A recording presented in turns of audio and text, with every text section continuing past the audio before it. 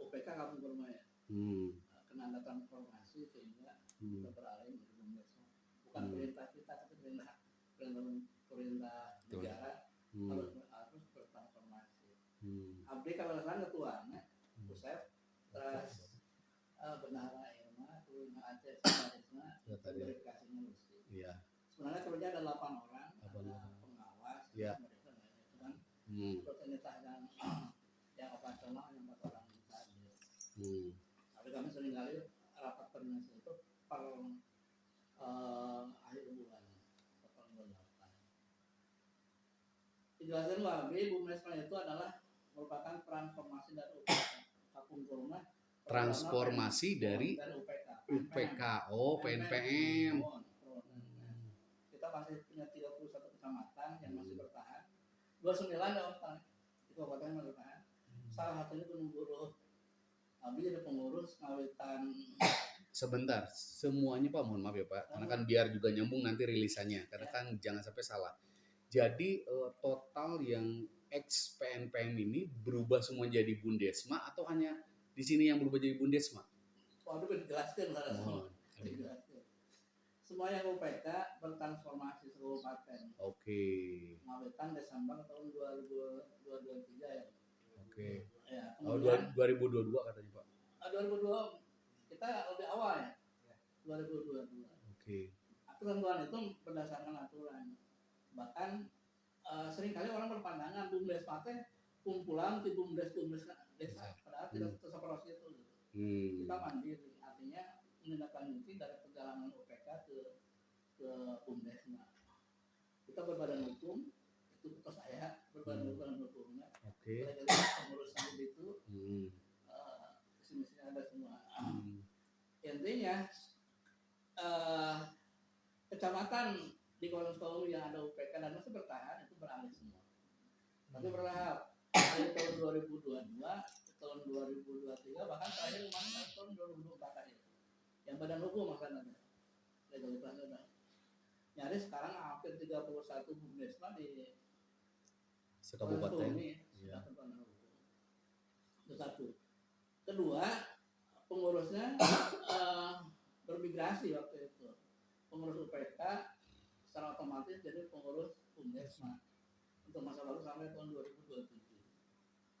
Aturan seperti itu. Jadi Abi ketika UPK itu ngiring beralih bermigrasi saya pengurusnya. Kemudian hal ihwal pekerjaannya apa? Bidang usaha nyerapnya apa? Kita dulu punya SPP simpan pinjam perempuan. Menuju apa? Menuju program pemberdayaan kan ya? Yeah. Simpan pinjam perempuan. Artinya kita memberikan fasilitas pinjaman kepada perempuan yang punya usaha. Untungnya kelompok. Kita sudah gitu. Ketika BUMDESMA, ketika pada ke BUMDESMA, pemberdayaan hilang. Sekarang pure ke profit, ke bisnis murni gitu. Yang kita garap jadi USP, unit simpan pinjam. Kayak perempuan itu tetap yang dibidik itu kelompok bukan perorangan. Karena memang agak susah ketika memang harus ke perorangan, legalitas OJK-nya belum, sampai ini masih belum. Jadi kepanjangan tangan dari yang kemarin kita membidik di kelompok perempuan. Bermain di wilayah yang tidak aman, hingga ada yang kolab, ada yang bubaran, saya. Soalnya sekarang masih bertahan ada 20 kecamatan yang masih terlaporkan. Itu pun ada beberapa BUMDESMA yang memang punya masalah. Masalah yang paling utama kena di sisi pinjaman itu adalah bad debt, artinya ketidakmampuan mereka bayar. Itu yang paling pokok, termasuk juga di sini. NPL-nya mencapai berapa Pak? Kecil. Kita di angka awal itu cuma 800-an ya, 800-an. Kita punya sekitar berapa persen dari yang dilemparkan? Dari 40%.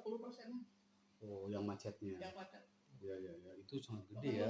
Kalau kebijakan BI kan di bawah 4% sebenarnya, 2,2%. Betul, itu kan orientasi kita ke sana. Ya. Karena akibat dulu aturan bakunya tidak terlampau progresif terhadap apa profit lebih ke pemberdayaan jasa.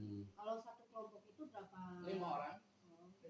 Jadi mereka nanti tanggung renceng ya sistemnya. Nah, seorang itu yang paling awal ketika kita buka Jadi lebih di itu ini 5 juta. diikat. Ada tim verifikasi mengenai ini yang jadi kesulitan sekarang itu dengan kondisi 3 aya negara orang Kondisi ekonomi seperti negara ini. seperti ini kemudian juga ketika ada pasar kelompok ini jadi beban sebenarnya.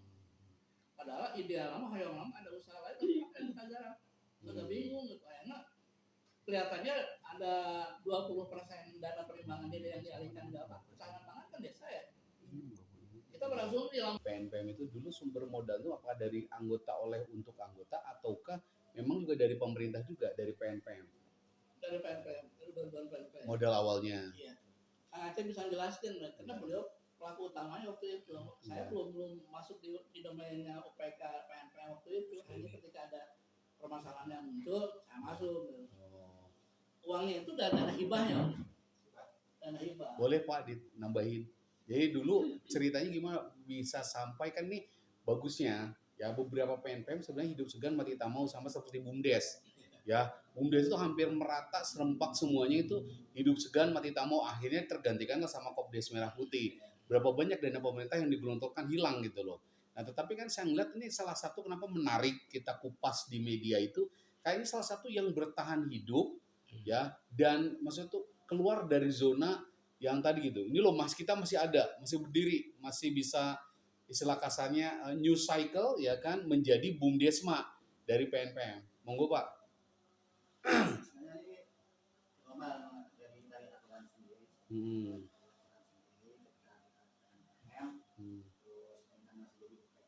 Saat dulu dana hibah berapa? gini kena gini dulu itu ada 1,5? dua yang dibidik ya satu untuk kegiatan fisik waktu PNPM itu ada kegiatan non fisik itu lebih pemberdayaan ini Ya. dari SPP dulu Ya. Gunung Guru itu lebih besar ke fisiknya dari 1,5 miliar itu hampir dari 1,5 miliar diberikan kita hibahnya hampir 1 miliar itu diarahkan ke pembangunan fisik ada sekolah ada posyandu Ya. itu kan Untuk semua desa itu dulu Mas 1 miliar. jadi Sekecamatan. iya ini kan logika ayeuna desa mah diberi di Komalima teh sadesaeun urang mah baheula hiji Komalima Oh. teh sakecamatan Iya, kita betul. punya 7 desa Betul. dan hari Sehingga dari yang fisik non fisik itu disisain 500 itu untuk iya, kegiatan pemberdayaan. perekonomian ini ya. Oke, bagus Pak. Keren. Kalau satu kelompok dikasih berapa Pak? Misalkan yang awal itu 5 juta per 5 orang itu satu orang 1 juta per orang. per orang dan kita persyaratannya juga tidak ada agunan Izin Pak Ketua, maksudnya ini nyambung lagi si Bapak ya kan. Pak, yang tadi itu begitu babak awal anggotanya ada berapa ratus kan Bapak Iya. sebelum muncul Pak Ketua kan Bapak duluan nih. Sebenarnya tersusun sih Pak sampai sekarang. Dari dulu kan Total berapa di awal pendirian anggotanya? anggota sekitar 700-an ya 700 Oh, sekarang paling lumayan. Sekarang tersisa 200. kita kan ada inkarnasi ke Bentar, kalau tadi dibilang sama Bapak itu sampai dengan 40% debt kolektor apa namanya itu rasio kemacetannya NPL-nya ya. Itu desa mana yang paling gede? Yang tidak mau bayar ini anggap aja ini mau ada duit BL kebanyakan kan baksos, BLT apa. Jadi jangankan itu kur aja dari BRI, orang udah nggak mau tahu terus ini mah kan duit pemerintah, mereka langsung makan. nyaris setiap desa ada sih tapi ada lebih kan Yang paling gede lah. desa, ya. Desa mana? Desa ini desa-desa Bentang ya Pak? Cibentang Desa sama Mangalaya tapi nggak gede sih cuman jelek aja. Kenapa nggak bikin program kayak beberapa sekarang kan lagi BTN itu dia bikin program recovery ya bagaimana caranya kembali misalkan dengan poin misalnya 50% hutang lunas karena kan di muslim itu ada gini ada jangan sampai hutang dibawa mati ditukar dengan nama kebaikan ini kita ngomong muslim nih ya ada ayatnya kan nah maksudnya gini kita memang harus mereminder itu dengan program misalkan kasih surat datengin ya kan bayar 50% aja udah lunas misalkan 1 juta dia hanya bayar 500 5 juta 2 juta 500 tapi secara personal ya kan dia merasa terbebas gitu loh ini siapa tahu program itu berdampak ini salah satu case karena kan saya juga dulu di banker ya kan bareng-bareng ketemu para kepala bank sering kali ngobrol. Oh saya lagi bikin ini, bikin program ini ya. Siapa tuh bisa masuk gitu di Bapak ini. Ini masukan aja. Terima kasih ya. Kita udah coba ya sebenarnya, bahkan di kiat akan waktu itu, wah dia hadisin dari segala macam, segala macam, udah ngamen Pak. Oh pokoknya mah beres aja, nggak mau tahu lagi mereka ya. Gitu. Lunas saja, ketemu lunas. Jadi itu beban kita. Iya. Kita tidak bisa menghapus hutang. Iya, Gimana iya. itu? Kenapa? Total yang di luar berarti secara rupiah berapa? In rupiah Di atas 100? lebih. Berapa? Berapa Om? Yang perbayar yang masuk? Kurang lebih aja perkiraan. Kurang lebih ada 200-an. 200, hampir setengahnya ya. Mau 40%, 30% lah dari dana yang dikelola. Sekarang kan ini ceritanya, kalaupun mau membesarkan gitu ya, kita lebih dulu ada. Kenapa kenapa jadi kurang nih modalan negara gitu. Makanya sekalipun itu kan ada konsep yang lain ya. Kenapa bentuk merah putih, kenapa dana perimbangan 20% masuk ke kanan pangan ke BUMDes. Kenapa digedekin ya atau modal jalan gitu. Nah itu. Ya akhirnya kan kita jadi kelihatan ada persaingan yang tidak sehat. Apalagi sekarang untuk PNM.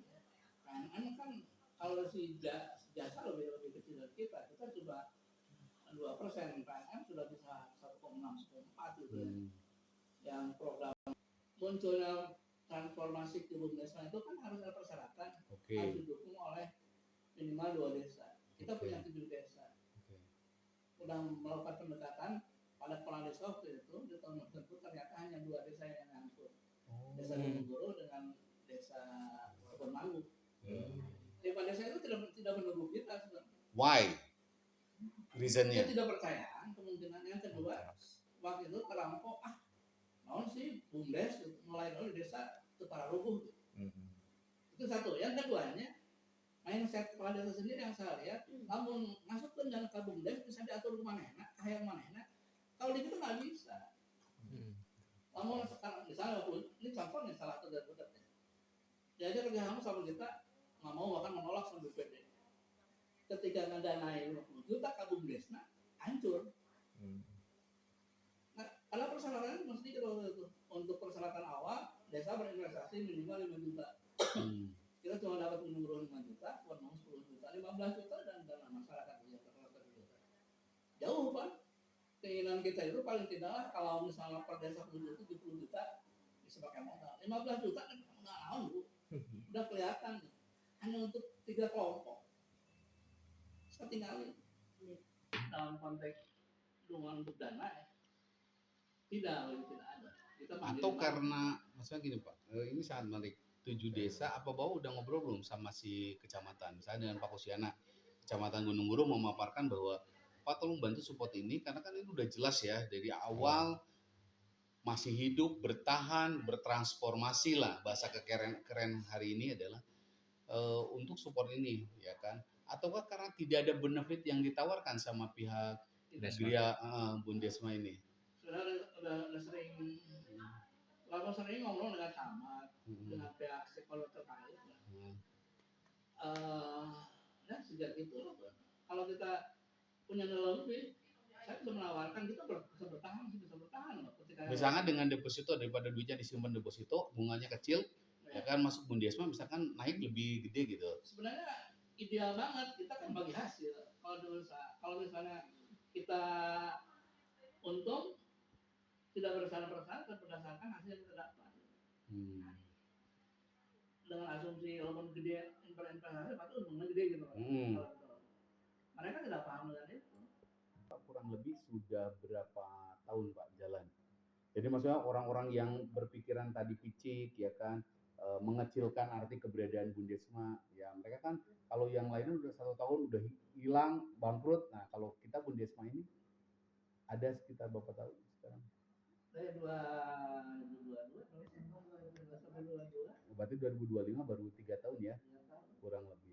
Melewati masa pasca itu, kalau bisnis itu lihat 3 tahun masih hidup, berarti ini memang on the track orang-orangnya, manajemennya juga kuat.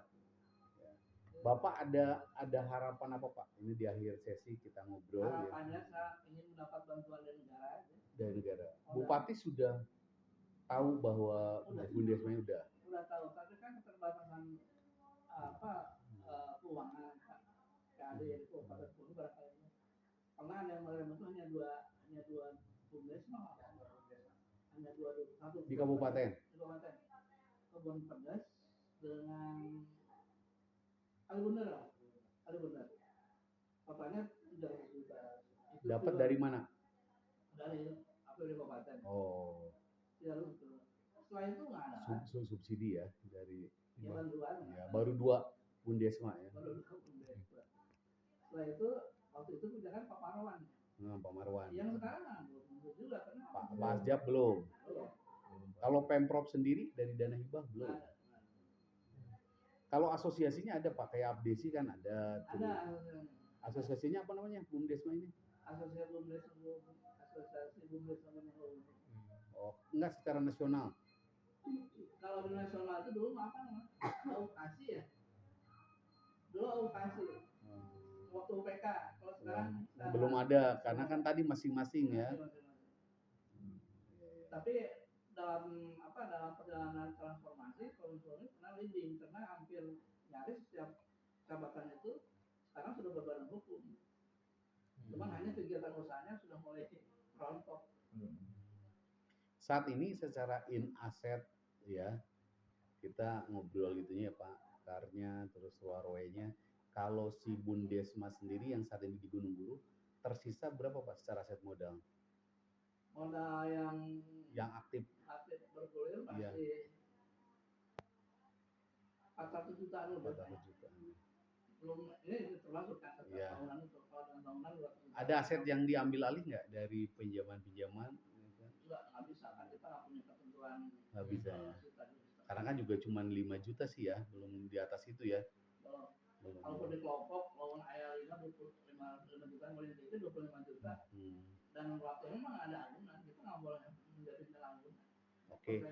Harapan tadi Bapak kan udah bilang bahwa tolong perhatikan, tolong bantu, tolong support terkait pendanaan bagi Bundesma.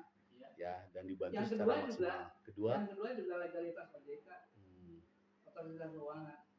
Itu sangat berharap sekali misalnya ada bantuan dari Pemda atau pusat provinsi untuk bisa lebih kita nyaman. Sebenarnya kan itu masih belum dibikin kayak beberapa